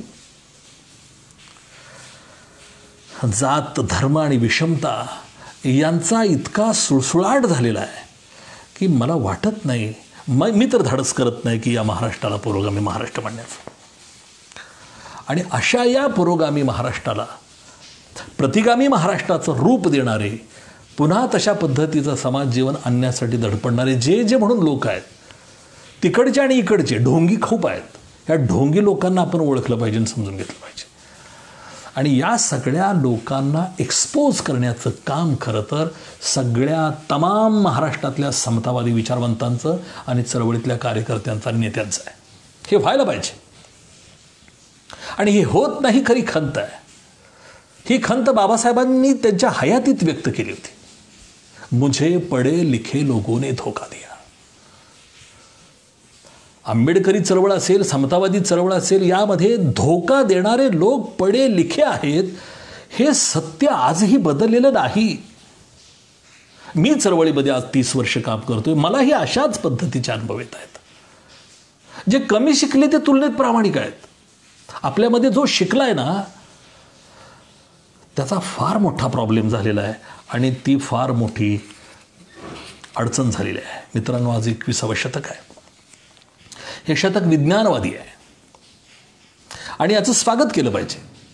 आज जगात विज्ञान आहे, पण आम्ही विज्ञानात सुद्धा धर्म बघतोय. म्हणून मी म्हणतोय सोच बदलनी चाहिए. लोक मेली तो. बायबलमध्ये लिहिलं होतं की पृथ्वी चपटी आहे, पृथ्वी सपाट आहे. सॉक्रेटिस म्हणला की नाही, पृथ्वी गोल आहे, पृथ्वी सपाट नाही. विष पाजलं. आणि असे कितीतरी लोक आहेत, शास्त्रज्ञ आहेत, की ते विष पिले पण मरेपर्यंत ते सांगत होते की बायबल खोटा आहे, धर्मग्रंथ खोटा आहे. भारतात ती हिंमत नाही आहे. हे खोटं आहे म्हणायची भारतात हिंमत नाही आहे. भारतीय लोक हे काय बोलू, भित्रे लोक आहेत. परवा अमेरिकेमध्ये एका निग्रोची हत्या झाली पोलिसांनी. आपण लाईव्ह बघितलं असेल ते सगळं. त्या निग्रोला मारल्यानंतर जो स्फोट झाला, 2000 शहरामध्ये अमेरिकेमध्ये निदर्शनं केली. एक निग्रो मेला, 2000 शहरामध्ये निदर्शनं झाली. आणि निदर्शनं करणाऱ्या लोकांच्या मध्ये गोरे होते. काळा मेला, रस्त्यावर गोरे. तो तिकडे एक शहाणा आहे राष्ट्राध्यक्ष. त्या ट्रम्पनं सांगितलं हे सगळं आंदोलन बंद करा, नाहीतर आम्हाला चिरडून टाकावं लागेल ऑर्डर आंदोलन तुमचं. तिथल्या एका पोलीस अधिकाऱ्यानं सांगितलं चांगलं बोलता येत नसेल तर तोंड बंद ठेवा. हाय ताकद मोदीला असं कोण म्हणायची पोलीस अधिकाऱ्याची? मोदीला ना उद्धव ठाकरेला बोलायची आहे ताकद? नाही ताकद. लोकशाही अशी नसते. अमेरिका लोकशाहीवादी राष्ट्र आहे ते या अर्थानं. आपल्यात नावाला सगळं आहे. नावाला पुरोगामी आहेत, लोकशाहीवादी आहेत, समतावादी आहेत. जगावं लागतं तसं, चालावं लागतं तसं. तर मित्रांनो, आज जगभरामध्ये जे काय सामान्य लोकांचं जीवन आहे ते फार अडचणीचं झालेलं आहे. महात्मा फुले ज्यांना शेठज्यांनी भटजी म्हणत होते, डॉक्टर बाबासाहेब आंबेडकर ज्यांना ब्राह्मणशाही आणि भांडवलशाही म्हणत होते, ही लढाई आजही पुरोगामी आणि प्रतिगामी अशाच पद्धतीनं, नावं वेगळी असतील पण ही लढाई चालत आलेली आहे. आज जगामध्ये 3 माणसं अशी आहेत, जगात 3 लोक असे आहेत की त्या तिघांच्याकडे एवढी संपत्ती आहे की जगातल्या 48 देशाकडे जेवढी संपत्ती आहे तेवढी त्या 3 लोकांच्याकडे आहे. विषमताचा आयाम बघा किती आहे, किती मोठी दरी चालली आहे बघा. कालच बातमी आली, मुकेश अंबानी जगातल्या श्रीमंतांची यादीत 7व्या स्थानावर. मुकेश अंबानीला ठीक आहे बाबा, भारतीय माणूस एवढा पुढे गेला, ठीक आहे, आगे बढो. कारण आपण काय त्याच्याबरोबर बडो पण शकत नाही, त्याच्या आडवं पडू पण शकत नाही. काय चेष्टा आहे का श्रीमंती? काय श्रीमंती सांगा मला. बायकोच्या वाढदिवसाला तो माणूस 400 कोटीचं विमान भेट देतोय. आपण काय भेट देणार? साडीसुद्धा देणं ह्या कोरोनाच्या काळात तर अवघड झालंय सगळं. गरीब आणि श्रीमंतामधली दरी वाढत चाललेली आहे. मित्रांनो, मी आणखी एक मजेशीर आकडेवारी सांगेन तुम्हाला की 1820 मध्ये एका श्रीमंत देशाबरोबर 3 असं प्रमाण होतं गरीब देशांचं. आज 2020 साली म्हणजे जवळजवळ 200 वर्षानंतर एक श्रीमंत देशाबरोबर जवळपास 75 गरीब देशांचं प्रमाण आलेलं आहे. इतकी मोठी तफावत आहे. इंडिया काय श्रीमंत देशामध्ये नाही आहे हे सांगायला काही ज्योतिषाची गरज नाही आहे. आपण समजदार आहात, आपल्याला माहितीच आहे भारत हा दरिद्री लोकांचा देश आहे किंवा या देशामध्ये दारिद्र्याचं प्रमाण प्रचंड आहे. त्याच्यावर येईनच मी थोड्याच वेळात. पण एक सहज गमतीशीर गोष्ट सांगतो. आपल्याशी संवाद करायचा म्हणून थोडंफार वाचलं आणि मी वाचल्याशिवाय बोलत नाही परिस्थिती आहे. जगामध्ये मित्रांनो, जो प्राधान्यानं खर्च होतोय आणि त्या पद्धतीनं जे उत्पादन होत आहे त्याची एक मजेशीर आकडेवारी मी आपल्याला सांगेन. कदाचित आपल्यासाठी ती नवीन असण्याची शक्यता आहे की भारतामध्ये कॉस्मेटिकवरती, लिपस्टिक काय काय म्हणतात ना लोक चेहऱ्याला हे करणं, कॉस्मेटिकवरती जो खर्च होतोय ते $8 बिलियन इतका खर्च आहे नुसत्या कॉस्मेटिकवरती. 1 बिलियन म्हणजे 100 कोटी. कॉस्मेटिकवरती $8 बिलियन एवढं उत्पन्न मिळते म्हणून लोक कॉस्मेटिकचं प्रोडक्शन करतायत. आईस्क्रीम आणि आईस्क्रीमचे जे पदार्थ आहेत, या पदार्थ जी खरेदी विक्री आहे लोक घेणार आहेत प्रमाण 11 बिलियन म्हणजे 1100 कोटी. गणित चुकेल माझं, सॉरी, तुम्ही हिशोब करा. 11 बिलियन एवढा मोठा व्यवसाय आईस्क्रीमचा आहे. परफ्यूम सेंट आपण जे टाकतो, परफ्यूममध्ये 12 बिलियनचा बिझनेस आहे. फास्ट फूड 17 बिलियन, साधारण 1700 कोटी वगैरे असं काहीतरी होत असेल. आता गंमत आहे इथं पुढं. सिगारेट ओढणारे लोक 105 बिलियन. अल्कोहोल, दारू वाईन वगैरे म्हणतो 400 बिलियन.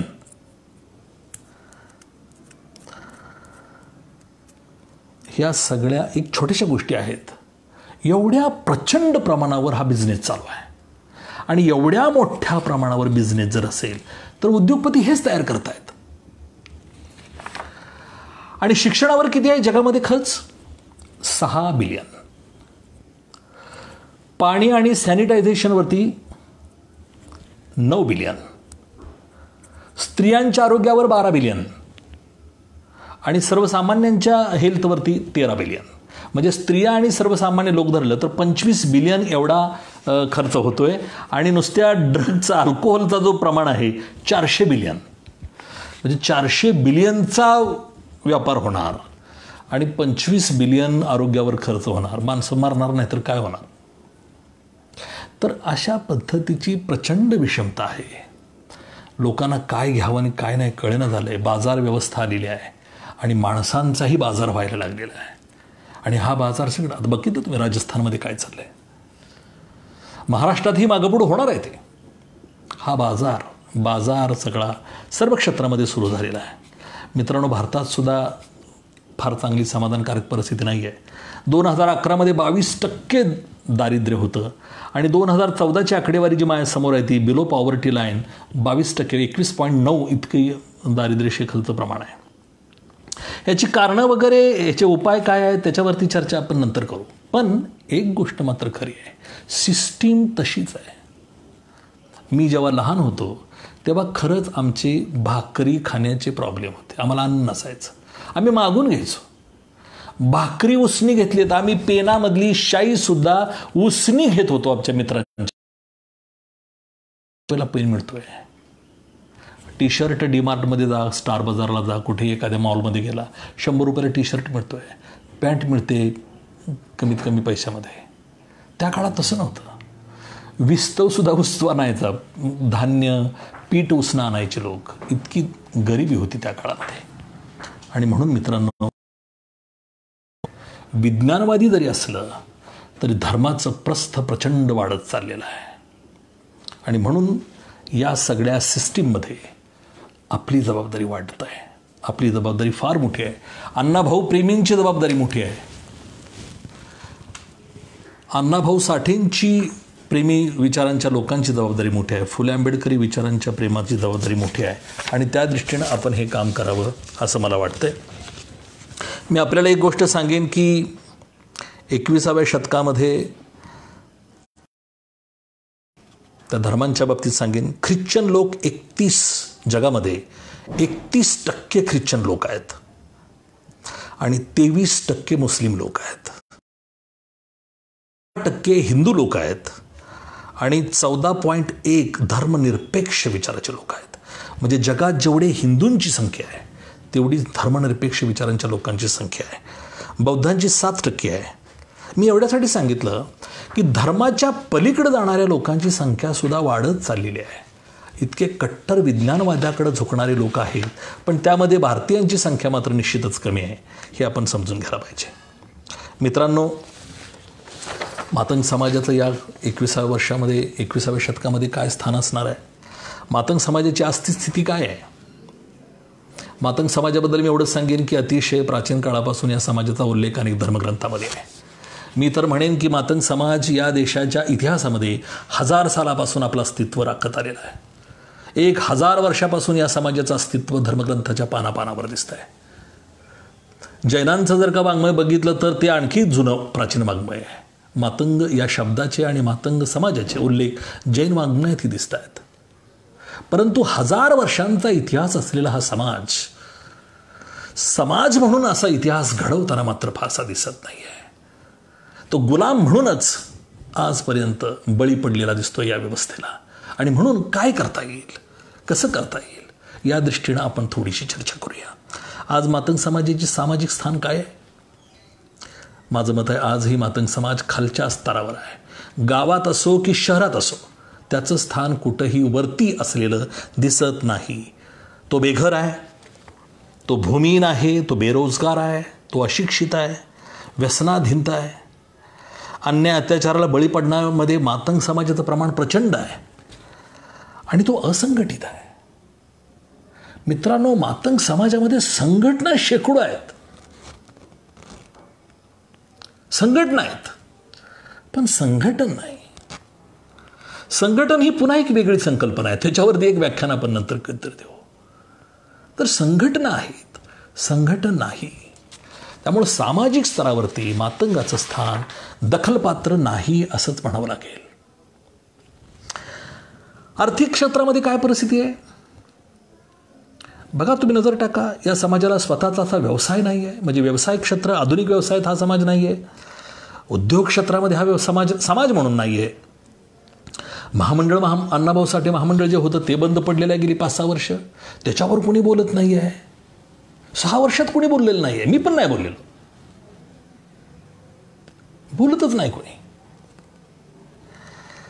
शासकीय योजनांचा लाभ घेताच येत नाही. मातंग समाज तिथपर्यंत जात नाही आणि योजना त्याच्यापर्यंत येत नाहीत. माझ्याकडे अशी इतकी उदाहरणं आहेत की मातंग समाजावर दुसऱ्याने लाभ घेतलेला आहे. मी सहज म्हणून एक उदाहरण सांगेन, मी त्याच्यावर बोलतोय नाही. समाज कल्याण खात्याकडून उद्योग क्षेत्रामध्ये काही 7 कोटीची 10 कोटी नाही 7 कोटीच्या वगैरे संस्था आहेत. तर या 7 कोटीच्या संस्थामध्ये एक मांगाची संस्था आहे सांगली जिल्ह्यामध्ये, की तो फक्त चेअरमन जो आहे, तो चेअरमन नावालाच फक्त मातंग समाजात आहे. तो त्या पाटलाच्या घरात चाकरीला आहे, त्याला चेअरमन केले त्या पाटलानं आणि 7 कोटी रुपये त्यानं ताब्यात घेतलेले आहेत. ती संस्था तो चालवतो. ह्याला मुंबईला नेताना कराडमध्ये त्याचे कपडे बदलतात आणि त्याला घेऊन जातात, खादीचे कपडे घालतात आणि नेतात. तिकडून आला की परत हा शेतात मसर घेऊन जात असतो. हे मातंगाचं अर्थकारण आहे आणि ह्या मातंग लोक अशा संस्था चाललेल्या आहेत. काही अपवाद आहेत, नाही असं नाही, प्रत्येक ठिकाणी अपवाद आहेत. मातंग समाजातल्या काही लोक चांगल्या पद्धतीनं संस्था चालवत आहेत, शिक्षण व्यवस्थेमध्येही चांगल्या पद्धतीचं त्यांचं काम आहे. पण अशी फार दुर्मिळ उदाहरणं आहेत, फार थोडी उदाहरणं आहेत. समाज म्हणून जेव्हा आपण विचार करतोय तेव्हा आपण थोडंसं कमी पडतोय. पशुधन आपल्याकडं नाही आहे, शेळी मेंढी हे असेल थोडंफार, पण जसं धनगर म्हटलं की तुमच्याकडं धनगरांची मेंढरं दिसतात सगळ्यांना, पण धनगरांची मेंढरं 4-5 नसतात, 100-100, 50-50चे कळप असतात त्यांचे. मला माहीत असलेले असे धनगर आहेत 500-1000 मेंढरं आहेत त्यांची, 5-5 हजार मेंढरं आहेत त्यांची. लाखो रुपयाचं भांडवल घेऊन ते फिरत असतात आणि आपण म्हणतो मेंढरं घेऊन फिरत आहेत. हे मेंढरं घेऊन फिरत नाहीत, 5 लाख 10 लाख रुपये घेऊन फिरत असतात ते. असो, असं आपल्याकडे काहीच नाही. एखादी म्हैस, 2-4 शेरडं, काय त्याचा उपयोग नाही. सहकार क्षेत्रात हा समाज नाही आहे, आपला समाज नाही आहे. बँकिंग क्षेत्रात या समाजाच्या नाही आहेत. पैसा नसल्यामुळं चांगलं शिक्षण घेऊ शकत नाही. परदेशामध्ये शिक्षणातलं प्रमाण कमी आहे. आपल्या पुरोगामी विचार मंचच्या कुठल्या तरी एका कार्यकर्तीचा मुलगा का काहीतरी एक ऑस्ट्रेलियात असल्याची माहिती कुठंतरी मी वाचली. पण किती उदाहरणं आहेत, फार थोडी उदाहरणं आहेत ना अशी. समाज म्हणून जे अस्तित्व दिसलं पाहिजे ते दिसत नाही आहे. समाजातला एखादा दिसतो, समाज दिसत नाही आहे. आपली चर्चा समाज म्हणून काय करायचं ही चाललेली आहे. आपला समाज कुठंच व्यवसायात नाही असं नाही.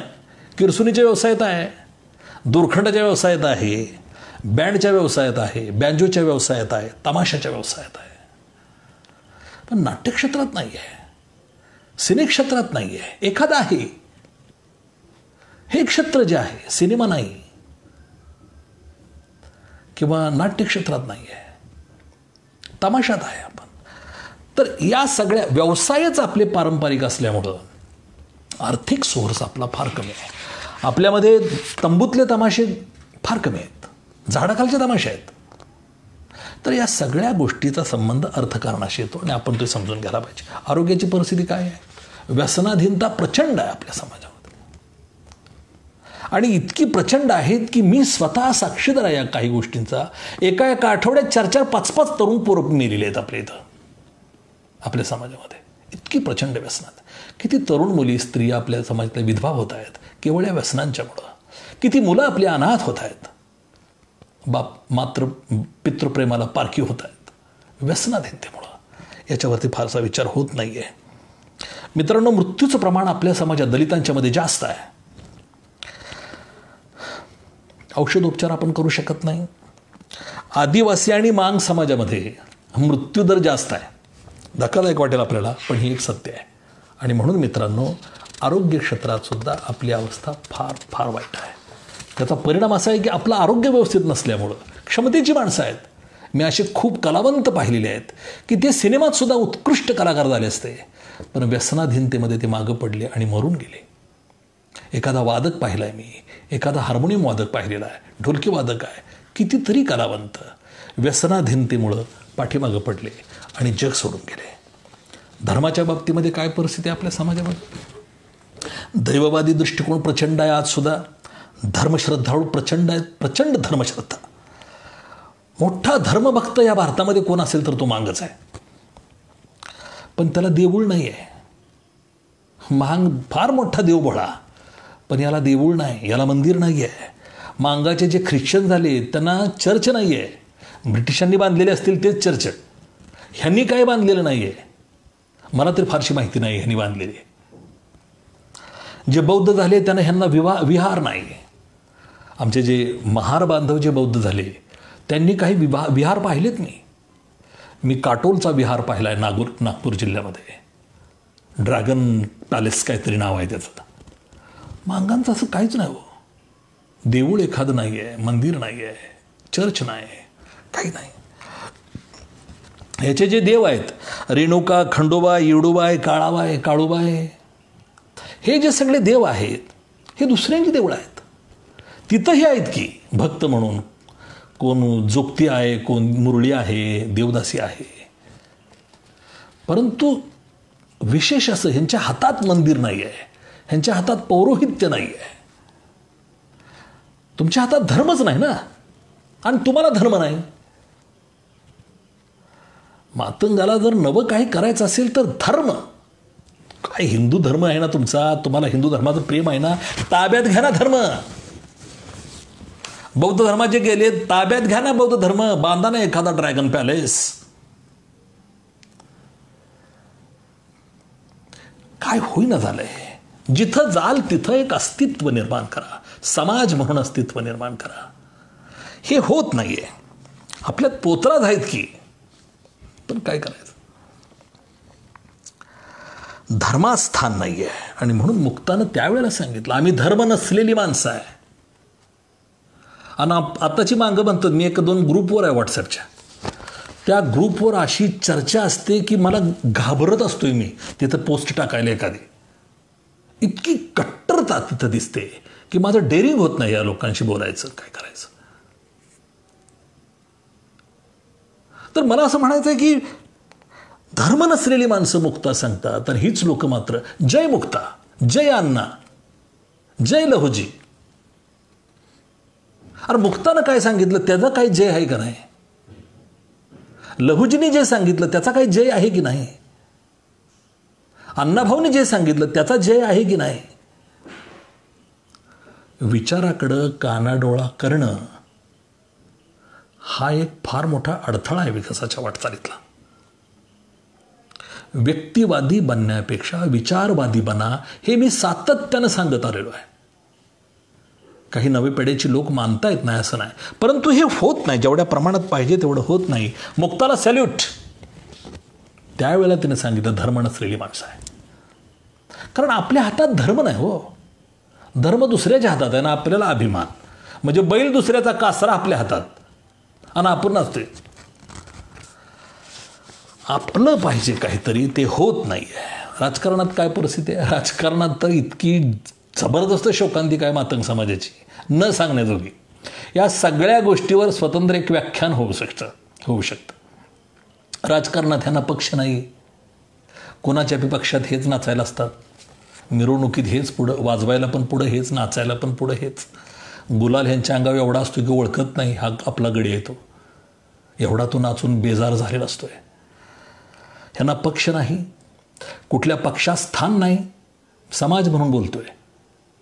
आता नाही म्हटलं तरी काही लोकांना स्थान आहे, नाही असं नाही. काँग्रेसमध्ये काही लोक दिसत आहेत, राष्ट्रवादीमध्ये काही दिसत आहेत. कुठं दिसत आहेत राष्ट्रवादीत समजा असतील काहीतरी, BJPत काही दिसतात. आताच ते विजय अंभोरे म्हणून काँग्रेसचे अनुसूचित म्हणजे त्यांचा BCCLचे अध्यक्ष आहेत महाराष्ट्राचे. काल परवाचं BJPनं सुधाकर भालेरावला अध्यक्ष केलं. मला काय दिसत आहेत, पण समाज म्हणून जे काय अस्तित्व असतं ते दिसत नाही. जसं महादेव जानकरनं एक अस्तित्व निर्माण केलं, विनायक मेटन निर्माण केलं, किंवा वेगवेगळे काशीराम मायावतीने एक अस्तित्व निर्माण केलं. असं काही होईना झालं आहे आणि ती फार मोठी खंत आहे. एकेकाळी आपले 9 आमदार होते, आज 3-4 वर आलेले आहेत. त्याच्याबद्दल ना कोणाला खंत ना खेद.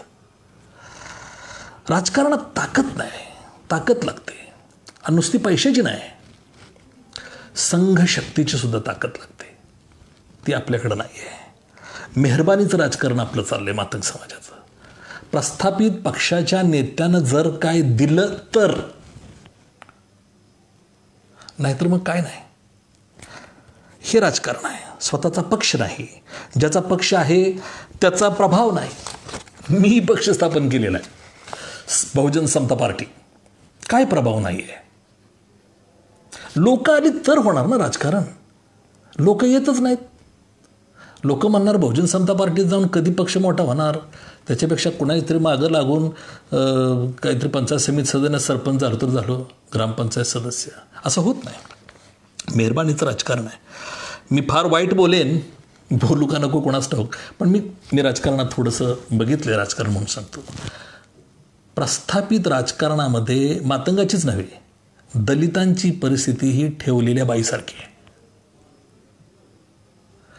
त्याला जेव्हा वाटेल तेव्हा तो बोलवणार आपल्याला, पुन्हा घरला जा म्हणणार. आपलं स्थान तसं आहे. ही जे आहे ना, हे नाही आहे.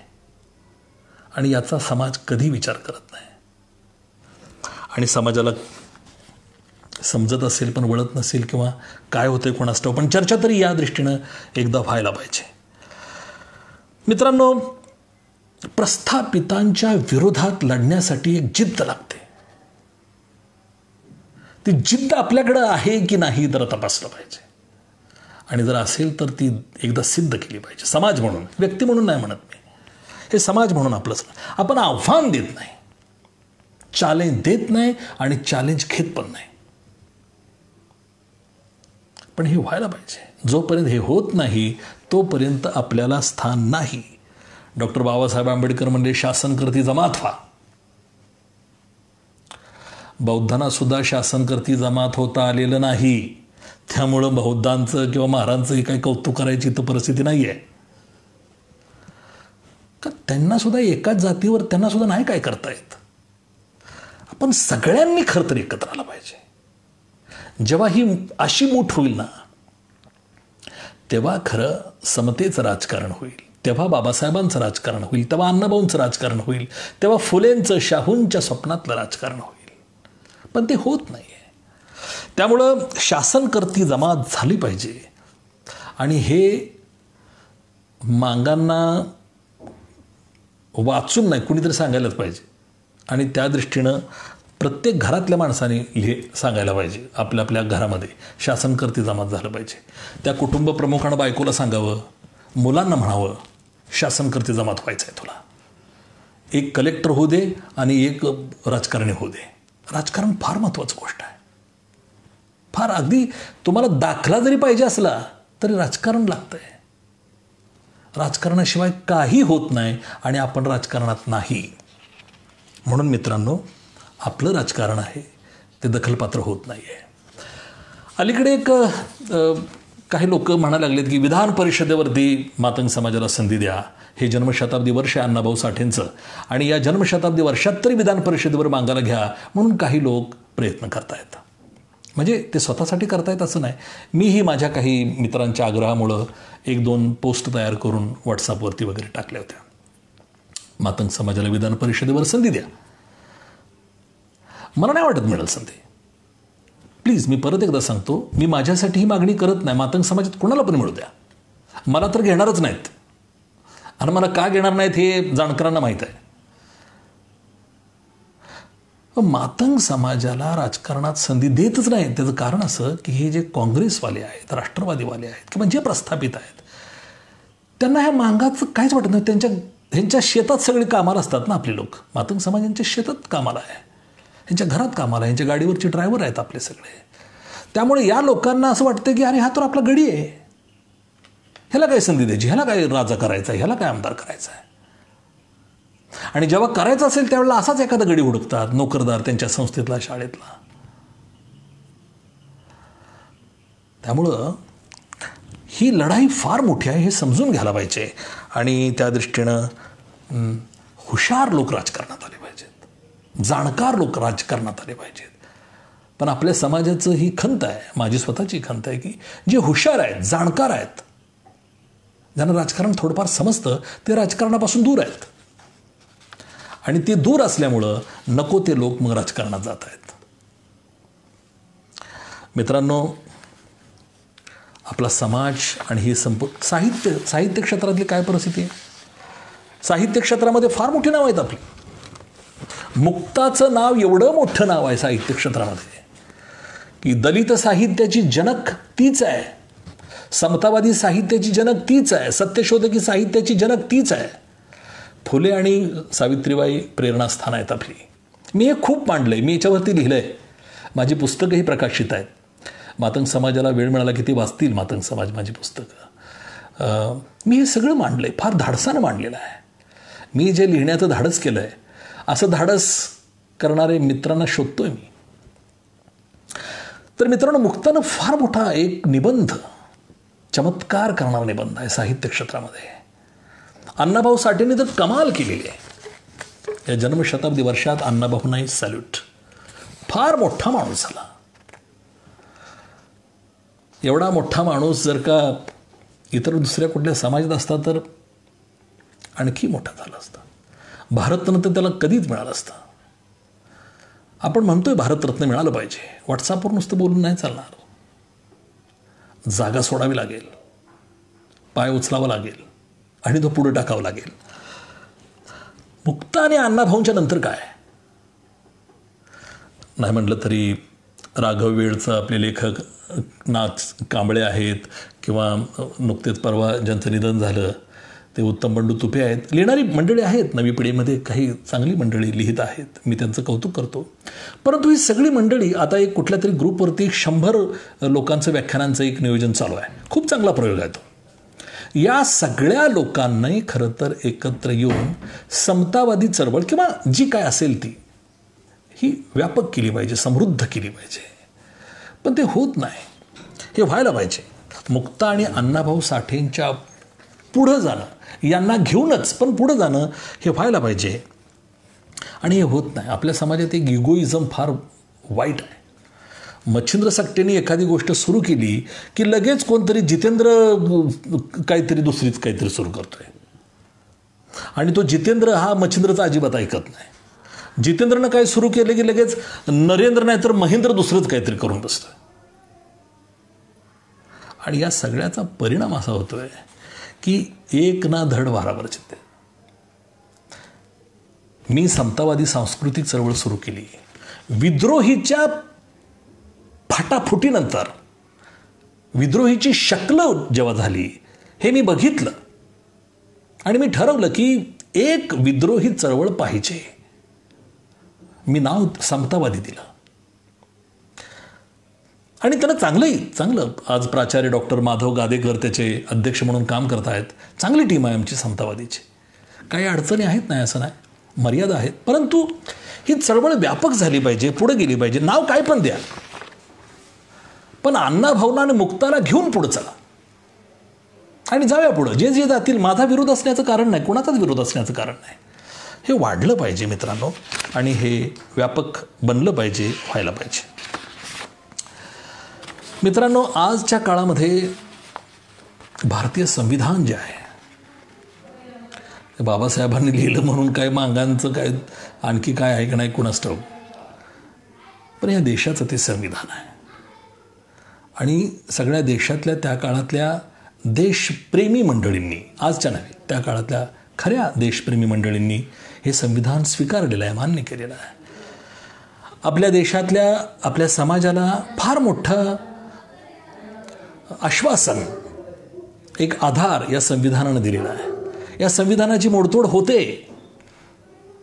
आपल्या सगळ्यांचं कवचकुंडल म्हणजे संविधान आहे. याचं रक्षण करण्यासाठी आपण सावध राहिलं पाहिजे. समोरचा माणूस कोण आहे महत्त्वाचं नाही, समोरचा पक्ष कोण महत्त्वाचं नाही आहे. मी प्रामाणिकपणे सांगतो, या लाईव्ह भाषणामध्ये सांगतो. नरेंद्र मोदी समोर आहेत का, शरद पवार समोर आहेत का, उद्धव ठाकरे समोर आहेत की, हे नका बघू. तुमच्या न्याय हक्काच्या लढाईसाठी तुम्ही सिद्ध राहा. शत्रू कुणाच्याही रूपात येऊ शकतो, कशाच्याही रूपात येऊ शकतो. आपण सावध राहिलं पाहिजे आणि आपण तयारीत असलं पाहिजे. ही तयारी आपली नाही आहे. या जन्मशताब्दी वर्षात ती होईल अशी अपेक्षा होती, पण ते का म्हणावं असं झालेलं नाही आहे. पण ते होईल. कोरोनामुळे हे 4 महिने आपली वाया गेलीत, पण ती होईल. अलीकडं काही मी फार आश्वासक आहे. नव्या पिढीवरच्या मुलांच्यावरती माझा विश्वास आहे. खूप चांगलं काम करतायत ते. होईल, काहीतरी चांगलं होईल आणि त्या दृष्टीनं आपण जाऊया. जाता जाता मी अनेक वेळेला बोलत असतोय, ती एक गोष्ट सांगतो मित्रांनो. नेता फार महत्त्वाचा आहे. बरेच लोक भाषण करतात. काही प्राध्यापक लोकांची भाषणं मी या व्याख्यानमालेत, वेगवेगळ्या व्याख्यानमाला चाललेत, त्या व्याख्यानमालेमध्ये मी ऐकत होतो. मातंग समाजाला नेता नाही आहे, मातंग समाजाला नेता नाही आहे. अरे नेता काय आभाळातनं पडतो काय, का जमिनीतनं उगवतो? नेता समाजातच असतो ना. तुम्हाला नेता बघायची दृष्टी आहे का? तुम्हाला नेता म्हणजे काय समजतं का? आपल्यात सरपंच झाला, माणसं त्याच्या पाठीमागं. जिल्हा परिषद सदस्य झाला, मागं त्याच्या मागं. आमदार झाला, मागं त्याच्या मागं. त्याचं पद गेलं, तो बी गेला बोंबलत. आपला समाज पण दिशाहीन, परत दुसऱ्याला शोधायचं. असं नसतो नेता. अण्णाभाऊ साठे आपलं प्रेरणास्थान आहे. मुक्ता साळवे आपलं प्रेरणास्थान आहे. हे काय राजकारणात नव्हते. नेता निवडण्यात चूक झाली की किमान 10 वर्ष समाज मागं जातोय. मी खूप वेळा बोललोय, ते एक छोटंसं बोलतो आणि मी आपली रजा घेतोय की आपण जनावर जर घ्यायला गेलो तर त्या जनावराची चौकशी करतो. समजा म्हैस घ्यायला गेलो तर म्हैशीची चौकशी करतो. ही म्हैस किती हिची, काय शब्द म्हणायचा आता मला, आमच्याकडे येतं म्हणतात, म्हणजे तिला किती वेळा पिल्लं झालेली आहेत, तिचं दूध किती देते, ती दिसते कशी, ती काय चपला किंवा चिंध्या वगैरे तर खात नाही ना, विकली तर परत तिला किंमत येईल का, या सगळ्या गोष्टीचा शेतकरी विचार करतो. बैल घेताना सुद्धा शेतकरी विचार करतो. हा बैल दुस्सा आहे का तिस्सा आहे, बडवलेला आहे का अंडीला आहे, दिसायला कसा आहे, भवरा कुठं आहे, अवताला कसा आहे. अगदी शर्ट पॅन्ट जरी आपण घ्यायचं झालं तरी आपण 5, 7, 8, 10 बघतो कपडे, त्यातनं एक निवडतो. आपल्या मुलीचं लग्न करायचं असेल तर आपण चौकशी करतो. मुलगी कोण आहे, कशी आहे, तिचा आई कोण, बाप कोण, तिचा इतिहास काय, म्हणजे त्या घराचा. मुलाचं लग्न ठरवताना आपण चौकशी करतो. आपण वैयक्तिक जीवनामध्ये शर्ट घेताना, पॅन्ट घेताना, बनियन घेताना विचार करतो, चौकशी करतो. नेता निवडताना का चौकशी करत नाही आपण? आपली गल्लत होते. नेता चुकतोय, आपला नेता निवड चुकते. आणि जेव्हा आपल्या लक्षात येतं त्यावेळेला कळतं की अरे हा न अवताला चालणारा बैल आपण बरोबर घेतलेला आहे, तो चालतच नाही, करणार काय. नेता निवड झाली पाहिजे. कुणी करा, तुमच्या एरियामध्ये जरी केला तरी हरकत नाही, जो असेल तो, पण तो व्यवस्थित चालणारा, विचाराच्या पातळीवरती त्याची बैठक कशी आहे, हे सगळं आपल्याला बघता आलं पाहिजे. अण्णाभाऊ साठे शाळेत न जाता सुद्धा एवढं प्रचंड ज्ञानसाधना, साहित्य, ग्रंथ निर्माण करणाऱ्यांना आपण प्रेरणास्थान मानलं. ज्या माणसाला अक्षराचं महत्त्व कळलं त्या माणसाला आपण मानलं. मग अक्षर मानायला नको, त्या ग्रंथांना मानायला नको, त्यातल्या विचाराला मानायला नको. तर मित्रांनो, हे सगळं करूया. आजच्या काळामध्ये नव्या पिढीसाठी आणि एकूणच सामाजिक राजकीय सगळ्याच चळवळीसाठी जे काही मला जे वाटतं ते सांगतो की कोलॅबोरेशनला पर्याय नाही. आजच्या जगाचा हा एक मूल मंत्र आहे, एकत्र येणं. कोलॅबोरेशन. हिरो होंडा म्हणजे हिरो आणि होंडा दोघं एकत्र आले आणि हिरो होंडा सुरू.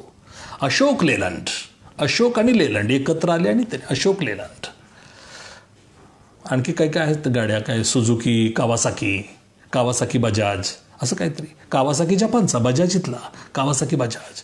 एकत्र येणं हे फार गरजेचं आहे आणि त्या दृष्टीनं आपण प्रयत्न करायला पाहिजे. कोलॅबोरेशन, टीमवर्क, हे जे पुरोगामी विचारमंच आणि काही ग्रुपमध्ये दिसतंय, हे टीमवर्क फार महत्त्वाचं आहे. ॲडॅप्टेबिलिटी, समजून घेणं, त्याला प्रतिसाद देणं फार महत्त्वाचा भाग आहे. क्रिटिकल थिंकिंग, टीकात्मक परीक्षण, मी तर म्हणेन आत्मपरीक्षण व्हायला पाहिजे. माझ्यावर टीका, मी एक असा मनुष्य आहे की माझ्यावरची टीका माझ्या तोंडावर लोक करतात. सर तुम्ही असं काय करताय, तसं काय करताय. ठीक आहे, मी शिकतो त्यातनं. तर हे क्रिटिकल थिंकिंग आपल्याला आलं पाहिजे. आपल्यात क्रिएटिव्हिटी पाहिजे, इमॅजिनेशन्स पाहिजेत. एका प्रतिभावंताला प्रेरणास्थान मानणारे आपण लोक, इमॅजिनेशन आपल्याकडे पाहिजे. कम्युनिकेशन फार महत्त्वाची गोष्ट आहे आजच्या ह्याच्यामधलं स्किल. हे स्किल फक्त एखाद्या फॅक्टरीमधलं किंवा उद्योग क्षेत्रातलं नाही आहे, हे जीवनामधलं आहे. संवाद आपला होत नाही आहे. बरेचसे लोक असे आहेत की एका कार्यक्रमाला येतात पण एकमेकाशी बोलत नाहीत. एक दिसला की दुसरा तोंड फिरवून जात असतो. कम्युनिकेशन फार महत्त्वाचं आहे. आणि त्याचबरोबर इन्फॉर्मेशन लिटरसी, मीडिया लिटरसी आणि टेक्नॉलॉजी लिटरसी, याही गोष्टीकडे आपल्याला लक्ष दिलं पाहिजे. नव्या पिढीला मी सांगेन मित्रांनो, स्पर्धा परीक्षेचं क्षेत्र आहे. उतरा स्पर्धा परीक्षेमध्ये. किती वर्ष झाली एक कलेक्टर शोधतोय आम्ही, एक DSP शोधतोय. हा मातंग समाज तुमच्या बुद्धीचं कौतुक करण्यासाठी पोरांनो आसूसलेला आहे. दलित महासंघाच्या माध्यमातून तर आम्ही जाहीर केलेलं आहे की जो कलेक्टर होईल त्याची हत्तीवरून मिरवणूक काढू. कोण हत्तीवर बसायला उत्सुक आहे, आम्ही वाट पाहतोय. मित्रांनो, समस्या खूप आहेत, अडचणी खूप आहेत, मर्यादा खूप आहेत, परंतु स्वप्न आपली कमी नाही झालेली. जिद्द संपून चालणार नाही. आपल्यातली जिद्द, आत्मविश्वास टिकूया, वाढवूया, एकमेकाला सपोर्ट करूया. जिथं असाल तिथं राहा, पण एकमेकाला सपोर्ट करूया. मला खात्री आहे अण्णाभाऊ साठेंच्या जन्मशताब्दी वर्षामध्ये जर काय आपण हे करू शकलो आणि थोडीशी विनम्रता जर आपल्यात आणली, इगो बाजूला ठेवून, तर या समाजाची एक शक्ती बनायला वेळ लागणार नाही. पुरोगामी विचार मंचच्या वतीनं मला जी संधी दिली त्याबद्दल त्या सगळ्यांचे मी आभार मानतो आणि एकच अपेक्षा करतो पुन्हा एकदा, मित्रांनो, माझा या समाजावर विश्वास आहे. या समाजात ताकद आहे, या समाजात प्रतिभा आहे, या समाजात कौशल्य आहे, या समाजात अमर्यादित अशा पद्धतीची क्षमता आहे. फक्त ती उतरवणं, तिला बाहेर काढणं, जसं वाफ बाहेर काढली पाहिजे तशी ह्या प्रतिभेला वाट करून देणं, हे फार महत्त्वाचं काम आहे. माझ्या परिणामी ते करण्याचा प्रयत्न करतोय. माझं जर काम योग्य वाटत असेल तर पुरोगामी विचार मंचनं या सगळ्या कामामध्ये मिळून आपण काही 2 पावलं चालायला काहीच हरकत नाही. आपण सगळ्यांनी मला जे ऐकलं त्याबद्दल मी सगळ्यांचे आभार मानतो आणि पुन्हा एकदा सगळ्यांना जय भारत म्हणतो. मी एकदा एक व्हिडिओ करणार आहे, मी जय भारत का म्हणतो ते. पण जय भारत, जय लहूजी, जय भीम, जय संविधान. Thank you very much.